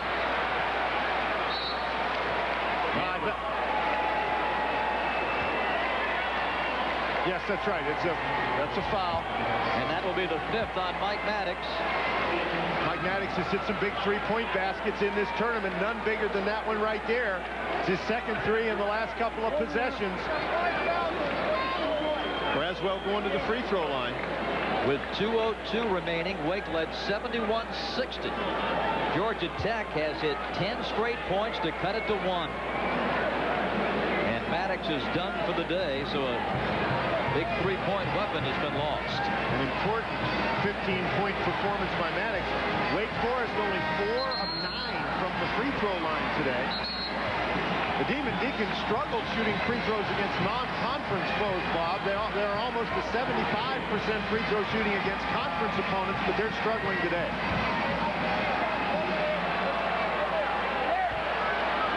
And now Jerry Braswell, bloodied but unbowed, steps up to the line. And even if he makes 2, Georgia Tech within a three-pointer of tying the game. That's a heck of a bandit.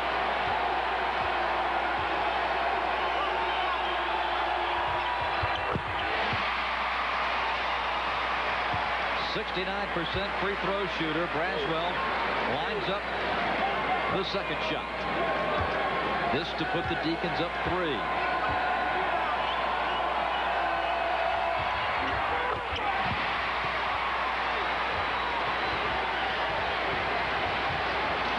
.73-70. Marbury drive. Marbury scores! 1-point lead for the Deeks. Shot clock's off. And Marbury with the foul on Braswell. I think they're going to call the foul on Harpering, Bob. It is on Harpering. It's his 3rd. Marbury powers the ball to the basket. Good, quick move. Duncan was screened out of that play by Harpering. Marbury able to get all the way to the hoop, felt the pressure on the three-point defense, and decided to take it all the way to the basket. Still a 1-and-1.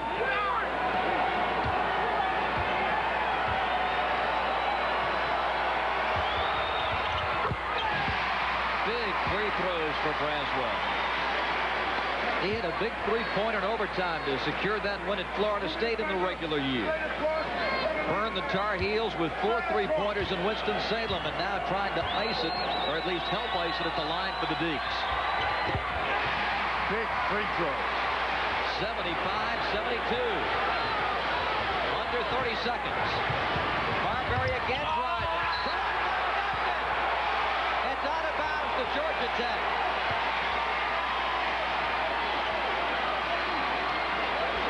Into a nearby phone booth.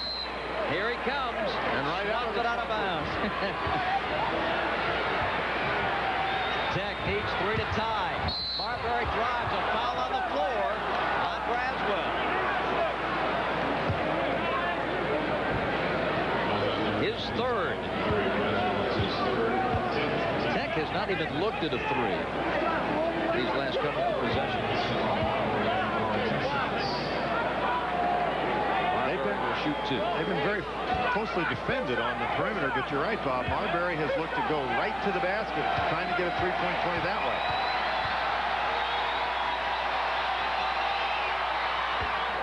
The other thing, Bob, is it's really good use of the clock by Georgia Tech.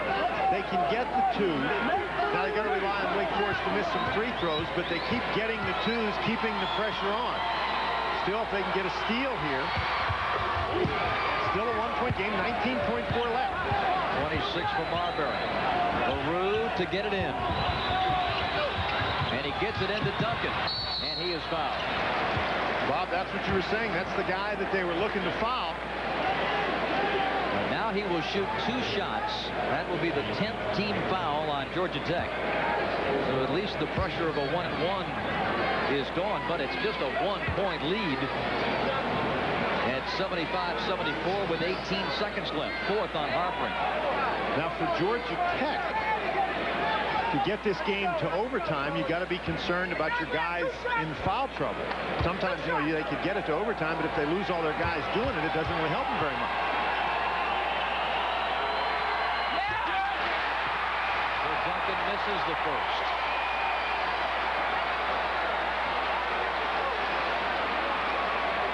Georgia Tech. Tim Duncan went 2 of 7 at the line in the closing minutes. Missed the boat. Georgia Tech bids for the ACC championship on this possession. And it's going to be Marbury to take it. No good. It hit the back of the backboard. Wake Forest ball with 2.3.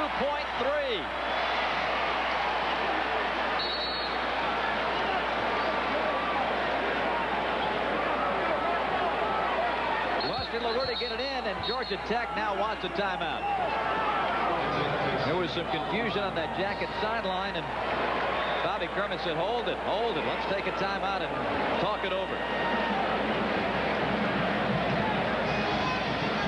And Bob, I think that the presence of Tim Duncan on the inside created the kind of shot that Stephon Marbury took. He did not try to get all the way to the basket. Braswell with good defense, and that hit the back of the backboard. Dave Odom's reaction again. Now he's got to calm down right away. Bobby Cremens takes a quick glance at the clock to see how much time is left. Stephon Marbury obviously very disappointed. That was not a very good shot, but you've got to give credit to Braswell, who moved his feet, prevented Marbury from getting to the basket. But I think Marbury was looking for the jumper the entire time. I don't think he felt like he was going to get to the basket with Duncan in there, not on that particular kind of a play. And the eagle eye of Dick Paparo, too, to see that ball hit behind the backboard. Hits the side, you're okay, but it hit back in that corner, a little bit of the support there, and yeah, you'll see it here. Braswell does a great job of moving his feet. His hands don't go in there, and that ball hits up at the top corner in the back. It hit the support, actually. That is a tough, tough shot. Now the Deeks with 2.3. But talk about your ability to come back in a basketball game. I mean, they had a shot to win the game. And with the way, I mean, it was 71-60 with 2 minutes left in the game. And who would have expected that Georgia Tech would have themselves in that kind of a position? The Deacons trying to claim a back-to-back championship for the second time in its history. There have been other schools that won 3 straight, but these are the back-to-back champs. The Deeks of 95 and 96 trying to add their name to that list. Pretty much all they have to do is get the ball in bounds. Dick Papar reminds Rusty LaRue he can move on the baseline. Now we got a foul. And this one will be on Saunders.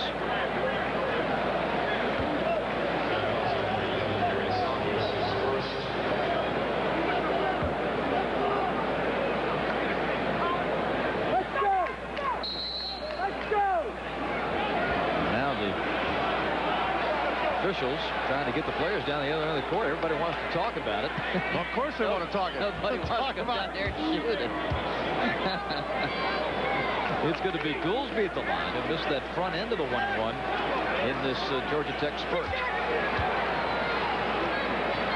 2.3 left. You don't want to foul if you're Wake Forest. If he misses, you don't want to go over anybody's back. Oh, and he missed that one wide left. So Georgia Tech with a 2 or a 3 now to either tie it or win it. I think with this much time, it's going to be a 3.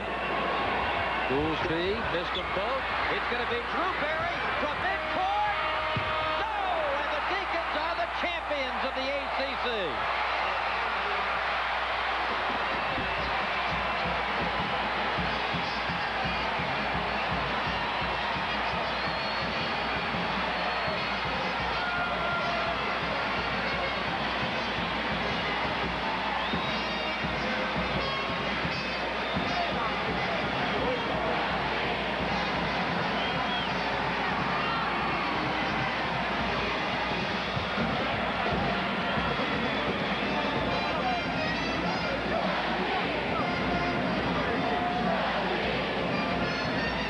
In its 10th appearance in the ACC championship game, the Deacons lay claim to the victory.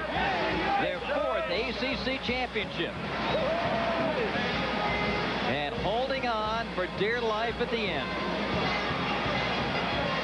The Deacons trail, led Bobby Crummon's ball club by 11 with 2:02 left. And Georgia Tech had 2 chances to win it.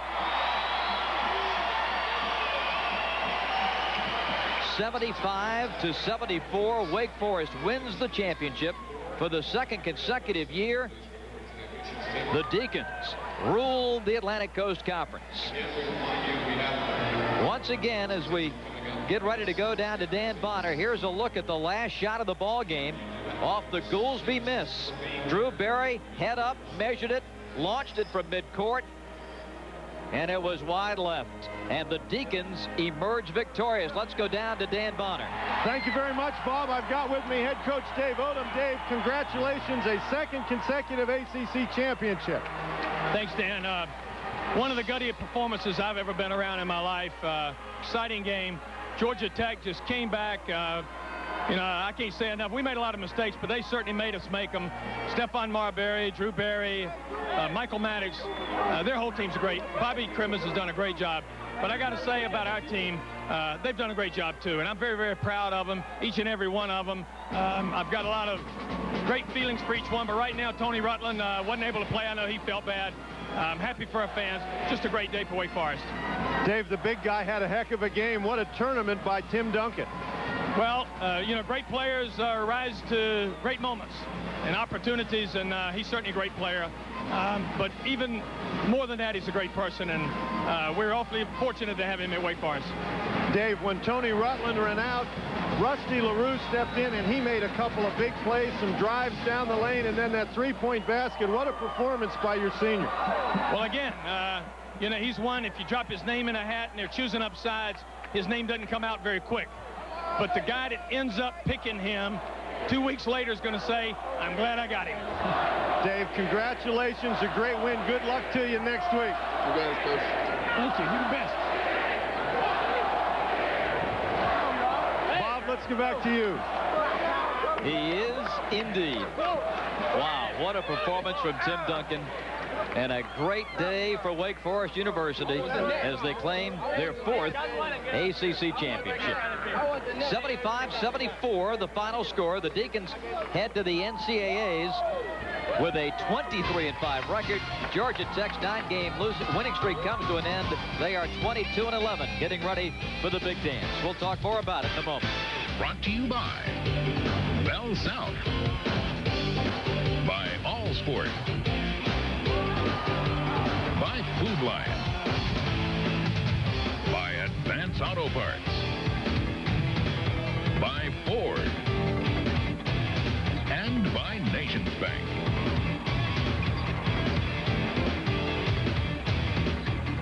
Back in Greensboro, the crowd chanting, one more year. I'm not sure Tim Duncan is listening to the crowd right now.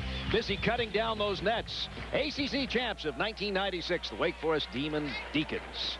Well, you got to certainly credit Georgia Tech and their comeback. They were down 18 points. They were watching that man, Mr. Duncan, just having a dominating day. But as it turns out, they cut it to within 1. And joining me live right now, one of the guys who made it happen, there's just no doubt for Wake Forest, hit the big shots down the stretch. Paul Cammett along with Rusty LaRue. Congratulations, 2 in a row, my friend. Thanks. It was great. You know, the guys played hard. We lost Tony. That was a big blow to us. And hadn't been playing a whole lot of point guard. Had to do it tonight. And, but it was fun. We, you know, guys played hard. We didn't play a little smart in the end, but we still came up with the win. The quarterback of the football team had to be the quarterback of the basketball team. Was there any doubt down the stretch? No, I mean, I think for us, we just wanted to hit our free throws, which we didn't do, by the way. But, I mean, we were just saying, you know, we've been there the whole game. We've been here before. Just be tough with the ball, make them foul us, go to the line, play it from there, play good defense, you know. And, you know, the guys played hard. I mean, Georgia Tech played a great game. They made a valiant comeback, and, you know, we just had a good game all around. Hey, we were keeping an eye on your wife and your new addition to your family. That's Riley. He's sleeping. It's hard to impress him. Hard to impress him now. You can tell him about this someday. Yeah, I'll show him the film one day. Maybe he'll be interested. Rusty, this is just a tremendous triumph, especially considering this team. You were just dominating. Timmy Duncan, what a start. Did Dave tell you guys in the locker room to come out with that much passion? Oh yeah, I mean, he said we knew it was going to be a hard-fought game. He said we got to come out. We've been working all year for this game. You know, this is what the season boils down to for the regular season, and we wanted it bad. We said we're going to go into Timmy, make him play him. I mean, he's the bread and butter guy. He's going to do it for us week in, week out. And, and I think everybody gave a good effort. Guys on the board, scrapping hard on defense. It was just a good effort from everybody. You take an 18-point lead, but there was no complacency. Oh, no. I mean, we knew we couldn't. You can't get complacent against that team. Even in the second half when they were coming back, I mean, we weren't really complacent. They were just playing very good basketball. And, I mean, we had some turnovers, but just had to kind of play through it. All right, Marbury has the ball. Chance to win. Drives, dribbles, pulls up. What were you thinking? I was thinking go for the rebound. When he shot it, I saw him fading away. And I was hoping it was going to be short. I thought JB did a good job. Jerry Brassel did a good job making him take that shot. And I was right in front of him. I was just running in front trying to get the short rebound. Jerry hit his free throws, as a matter of fact. Yes, he did. Hit 4 out of 4 down the stretch. There's Mr. Duncan, and Dave Odom got his piece of the net. You've got yours in your hand as well. I know you'll cherish this as long as last year's as well. Yeah, I told him that whole net was supposed to be mine since I'm the senior, so they better save it for me. Somebody better not run off with it. Okay, Rutland going to be all right? Yeah, I think he's going to be fine. I think they said he just sprained it and couldn't really put any pressure on it, so they just want to keep him out. NCAA's next. Yeah, looking forward to it. It's March Madness. It is March Madness. Yep. Rusty LaRue, the senior, gets another title, and we'll be back to Greensboro on the post-game show after this.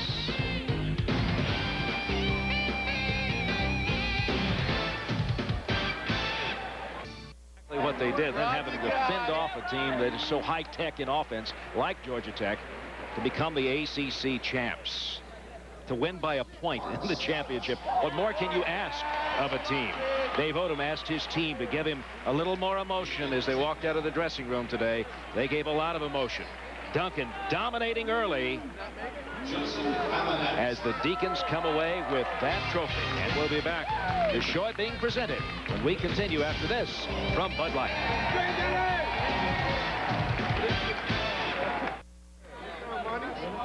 The numbers for Timmy Duncan staggering today. He hit 12 of 16, 21 rebounds, 27 points, and he played all 40 minutes in the championship. A year ago, Randolph Childress was the go-to guy, Mr. Step Up. Today, it was Duncan. Here is the trophy being presented to Dave Odom. Atlantic Coast Conference champions for 1996, the 43rd annual tournament. And you can paint this floor old gold and black, 2 straight years. Dave's Deeks. Big smile for that man. The scholar of the ACC of coaches, they call him. And he's calling for his hoss, Tim Duncan, to share in this moment. As you see the multitudes of photographers and media assembled on the floor. Boy, they've already got T-shirts printed out. Incredible numbers. What a line. 27 points, 21 boards, 6 blocked shots, 6 assists, excuse me. He also had 4 blocked shots, and he played all 40 minutes. That's certainly a testament to his stamina and his dominating powers. There they are, the champions for 1996. Key buckets down the stretch by Rusty LaRue. Here's Tim's dad. Virgin Islands probably has not seen much like this before. What a big smile. LaRue hit shots. Braswell hit the free throws down the stretch. But folks, do credit Bobby Crimmins and Georgia Tech for making such a run. Just a couple of more points and it would have been a different story. The ACC champs celebrate, and we'll be back with more of the post-game show to Greensboro after this. We've got Tim Duncan, the most valuable player of the Atlantic Coast Conference Tournament. Tim, a dominating performance by both yourself and the Demon Deacons. What are your thoughts about a second consecutive ACC title?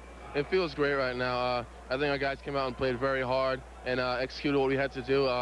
Georgia Tech came back in the second half, but we held them off, and key guys like Jerry Braswell hit the free throws, and we pulled it out. Jerry Braswell went to the line. They were 4 very big free throws that he made, but he didn't seem to be. Yeah, your dad's been enjoying this whole weekend. Yeah. But Braswell made some big free throws for you. Yeah, he did. He stepped up there and knocked it down. Not nervous at all, and I just love him for that. Now, when Tony Rutland went down, Rusty LaRue took over at point guard, and he made a couple of big plays for you then. Did you expect Rusty to do that? Rusty plays well out there. He's not the greatest handler out there, but he gets the job done, and that's all we ask for out there. Now, you started very quickly, and it looked like Georgia Tech was trying to play you straight up rather early rather than give a lot of help, and you took the ball right to the basket. Was that your plan? Yeah, they usually don't play me straight up. They've never doubled me before. until the end of the game. So coming out, I just wanted to attack early and get used to everything. Now, on the last play of the game, on the last Georgia Tech shot, when Marbury was holding the ball on the inside, what were you thinking about that you had to do on that play? I knew he was going to take it to the basket. He was only down 1 or 2, and he just played great the whole game, so he's going to take it himself and bring it to the basket. I just thought I'd get around him and try to affect the shot. Well, Braswell kept his feet pretty well. Marbury couldn't get around him. Yeah, he's a great defender. He played defense pretty well the whole game. Marbury made some great shots outside, and I think we did pretty well on him. Well, Tim, you certainly did. You did pretty well on him, and for the whole weekend, congratulations, and good luck to you next week. Thank you very much. Let's go up to Paul Cameron. Okay, Dan, thanks so much. Now let's look at our MVPs for the game. And, of course, Tim Duncan is for Wake Forest, 27 points, 21 boards, 6 assists. Stephon Marbury, 26 points. He hit 8 of his 19 shots. Food Lion will make a $1,000 donation on their behalf to the ACC's Operation Outreach Fund, which benefits deserving middle schools throughout the ACC region. Let's check in with Tony Rutland right here. This guy scored 15 points. Didn't play the last 15 minutes of this game. How's the knee? It's fine. It's a little stiff right now, and I was icing it, and you know, I just try to keep ice on it. I didn't want to risk any more serious injuries on my knee, so you know, I told the coach to take me out. You did that on the plant when you put your foot down? Yeah, I did. You know, I was going to go up, and I figured he was going to cut in front of me, and I just planted it wrong. I guess it was the shoes, you know, their new shoes, and they got a good grip. So, you know, I planted a little bit wrong on it. Yeah, Friday night you ran right out of your shoes, those new shoes. But you look good all weekend. Thank you. Your thoughts quickly on winning this second straight ACC. It's pretty good, you know, knowing that our team came in and, you know, knew that I was injured, and guys stepped up like Steven and Jerry and Rusty. So, you know, the guys play hard, and they deserve to win the championship because, you know, they try to put pressure on them. So, you know, they just play well. Congrats, Tony. Good luck in the NCAA's. Nice necklace with the net. We will be back to Greensboro after this from your local ACC stations. Last year it was Randolph Childress. This year it is Tim Duncan. A masterful performance. A dominating performance through the entire tournament, but today 27 points, 21 rebounds, 6 assists, bunch of blocked shots. This is really getting to be a habit for Dave Odom and the Wake Forest Demon Deacons. A great comeback by Georgia Tech. I think both teams looking pretty good for next week. The Deacons win it by 1. Braswell's shot is good as it was. Oh, what a way to end the half. Carolina really trying to. Oh, my. The fellow that coughed it up to win it.